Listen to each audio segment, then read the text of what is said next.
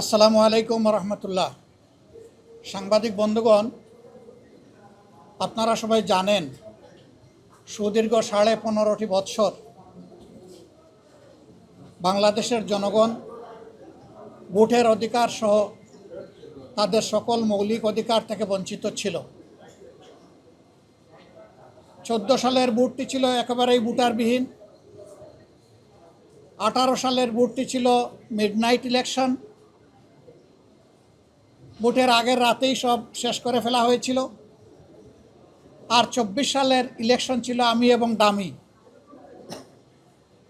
এই 24 সালের নির্বাচনের পর আমাদের ছাত্র তরুণ যুব সমাজের ন্যায্য একটা দাবি, সেই দাবি নিয়ে তারা যখন মাঠে এসেছিল তখন অতীতের ফ্যাসিবাদী কায়দায় তাদের সেই দাবিকে দমিয়ে দেওয়ার চেষ্টা করা হয়েছিল।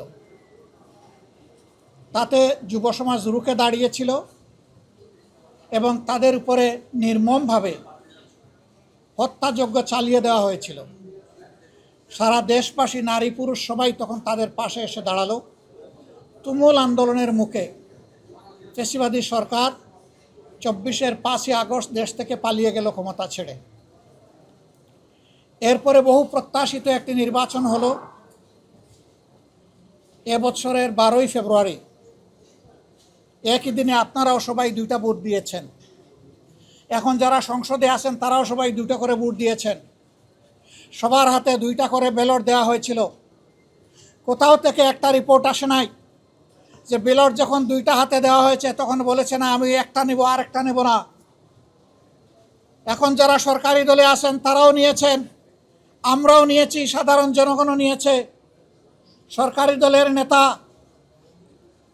মাননীয় প্রধানমন্ত্রী, সংসদ নেতা, তিনিও জনগণকে বলেছেন আপনারা গণভোটে হা বলুন। আমরাও জনগণকে বলেছি গণভোটে হা বলুন। তারাও ওয়াদা দিয়েছেন জনগণকে গণভোটে হা বিজয়ী হলে আমরা জনগণের রায় বাস্তবায়ন করব। এই হায়ের দাবি অনুযায়ী 2টা শপথ নেওয়ার কথা, একটা সংসদ সদস্যের শপথ আর একটা সংস্কার পরিষদ সদস্যের শপথ।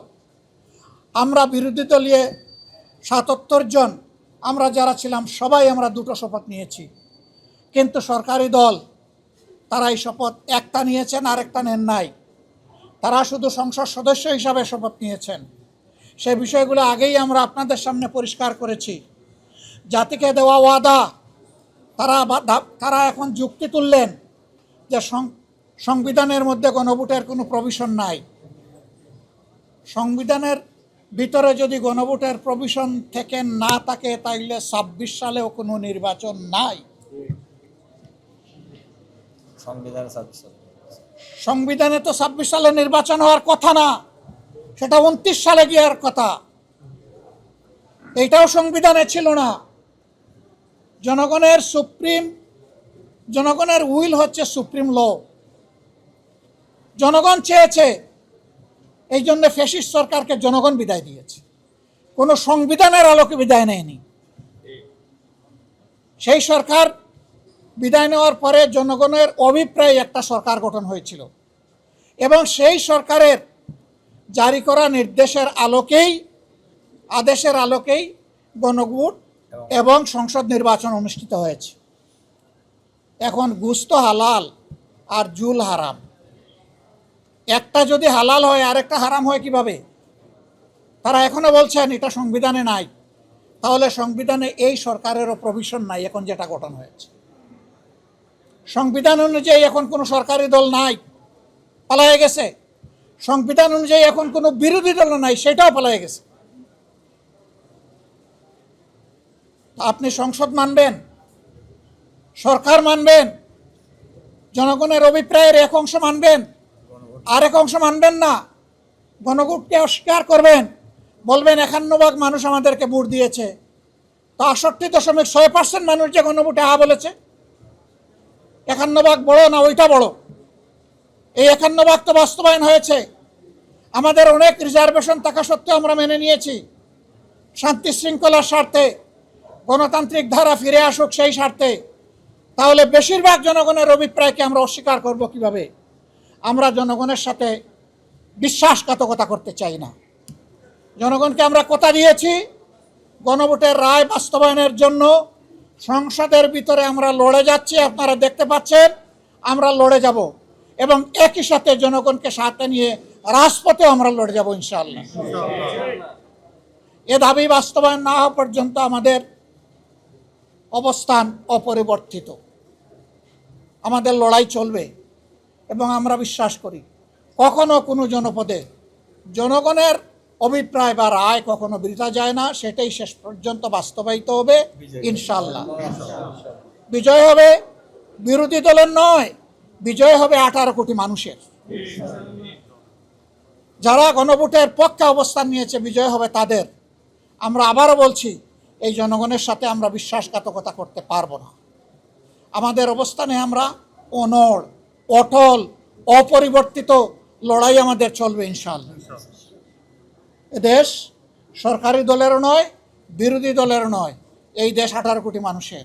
সুতরাং 18 কোটি মানুষের রায়, স্বার্থ, অধিকার উপেক্ষিত হবে আর বিরোধী দল বসে বসে সংসদের ভিতরে সমর্থন দেবে, সে বিরোধী দল আমরা নই। ভালো কিছু হলে অবশ্যই সমর্থন দেব, কিন্তু জনস্বার্থ বিঘ্নিত হলে অবশ্যই তার বিরুদ্ধে আমরা রুখে দাঁড়াবো। আজকের এই ওয়াকআউট তারই অংশ।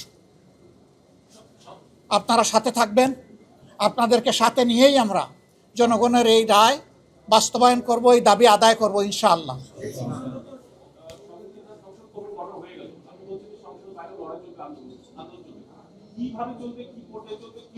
যেভাবে চলছে সেইভাবেই চলবে, যেভাবে এখন আপনারা আমাদের সাথে আছেন, জাতি আছে, ওইভাবে থাকবে। আপনাদের মনে থাকার কথা 94 সালে আমরা অনুরোধ করেছিলাম কেয়ারটেকার সরকার বাস্তবায়ন করার জন্য, তখনকার সরকার এটা আমলে নেয় নাই। আমরা আন্দোলন করেছি, সংসদের ভিতরে করেছি, বাইরে করেছি। শেষ পর্যন্ত ওই সরকার আরেকটা পার্লামেন্ট গঠন করে একটা মাত্র বিল পাশ করে বিদায় নিয়েছিল। সেই বিলটা ছিল কেয়ারটেকার সরকারের বিল। আমরা চাই না 5 বছর পরে সরকার এটা করুক।